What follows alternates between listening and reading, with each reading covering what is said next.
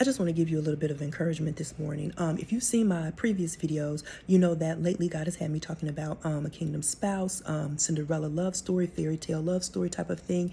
And there is this narrative that I've noticed that's basically like, if you've been divorced before, this is for my divorced women, more so the women than the men, because it's usually women who say this. But when you feel like, you know, you've been divorced or you're going through a divorce, that God is not going to raise up another, so to speak. I've seen that where people are saying, like on YouTube and on TikTok, like God's not going to raise another. Now, if God has given you a promise of restoration within your current marriage, or you know you've been divorced and He said that He's going to change things around and that person's going to come back, okay, that's one thing. But if you are sitting here telling me that you are not going to be able to get married again because you have gone through divorce, I want to say that is false. Okay, if God has given you, hear me, you a promise of kingdom marriage, a kingdom spouse, a fairy tale love story, if you know that this thing has resonated deeply within you and you believe what God is saying, then cut out all of the woe is me, the fear talk, the I'm too old, I'm too young, I'm too skinny, I'm too fat, I'm too black, I'm too white. Is it going to happen for me? Yes, it's going to happen for you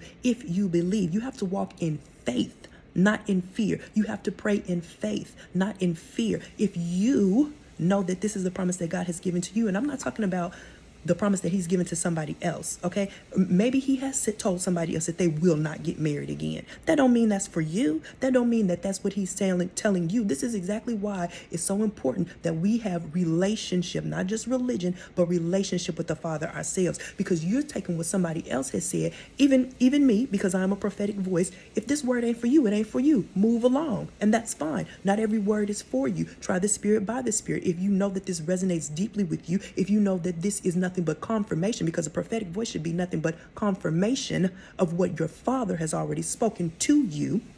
Okay, if it's not confirmation for you, if it doesn't ring true in your spirit, then keep moving, girl. Find what does. And you know how you find what does? You sit with the Father. You take time with God and you ask Him. And even after hearing this word and other prophetic words about whatever, you take it back to God and you ask Him, what is for me? What isn't for me? And how should I be preparing for this thing? If God has told you, okay, that you are going to get married again, for my divorcees or those currently going through, then believe that thing.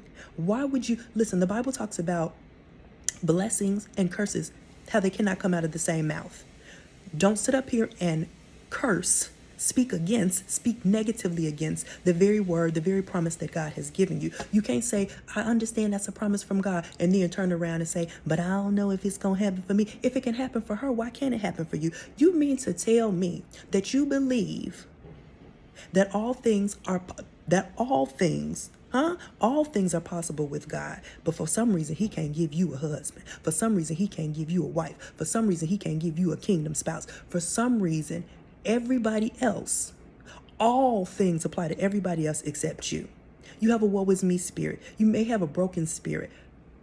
No more. Let that end today, okay? Stop speaking negatively over the promises that God has given you. You mean to tell me that you serve God, right?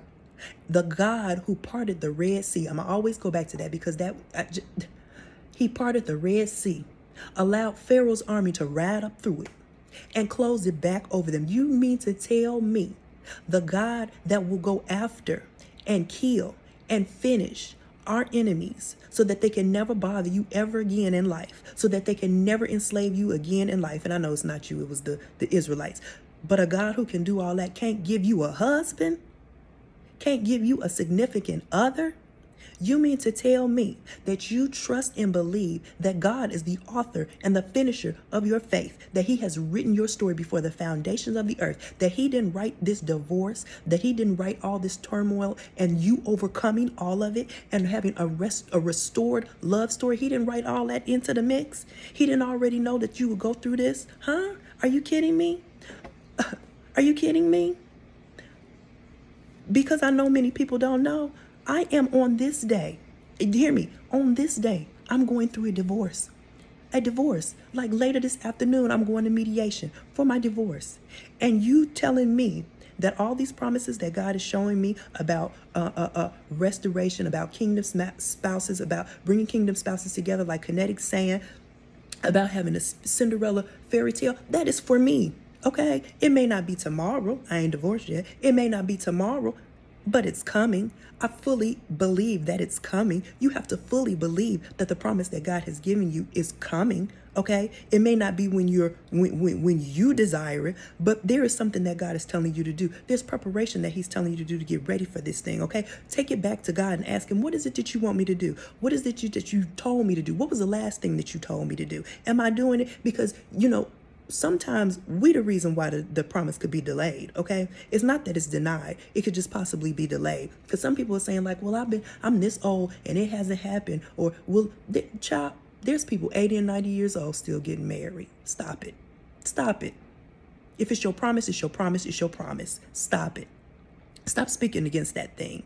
Speak life into that thing. Do you know your words can literally kill and destroy what God is trying to do in you? It was with word, God created the entire earth, the entire universe, everything that you see, So you trying to tell me that He can't bring two people together? That He can't find somebody for you? Yeah, as crazy as you are. Yeah, as much mouth as you got. Yeah. As disobedient as you can be at times. It's time to get obedient. It's time to get in your word. Half of us wouldn't even be going through some of the things that we're going through, some of the doubt that we have, some of the worry, some of the concern, some of the fear, if we were really get into the word and see what God says, and quit listening to this enemy, and quit listening to other people who don't know your story and don't know the glory that God is trying to bring within that story. Come on, people. Come on. That's a word.